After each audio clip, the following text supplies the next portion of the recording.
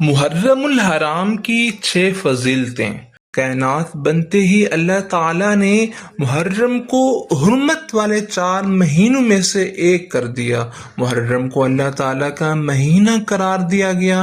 رسول کریم صلی اللہ علیہ وسلم کو رمضان کے بعد سب سے زیادہ محرم کے روزے رکھنا پسند تھا۔ محرم کی 10 تاریخ کو اللہ تعالیٰ نے سیدنا موسیٰ علیہ السلام اور ان کی قوم کو فرعون سے نجات عطا فرمائی، چنانچہ یہ دن قوم موسیٰ علیہ السلام کا یوم نجات اور یوم آزادی ہے۔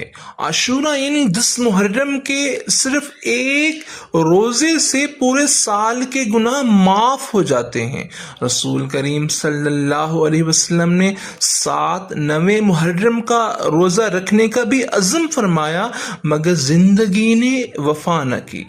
سیدنا عمر رضی اللہ عنہ نے اسلامی تقویم کا آغاز فرمایا تو نئے اسلامی سال کا آغاز بھی محرم کے مہینے سے ہوا۔ اس ماہ مقدس کی 10 تاریخ کو جنتی نوجوانوں کے سردار باغ نبوی صلی اللہ علیہ وسلم کے خوشبودار پھول سیدنا حسین رضی اللہ عنہ کی شہادت کا سانحہ پیش آیا۔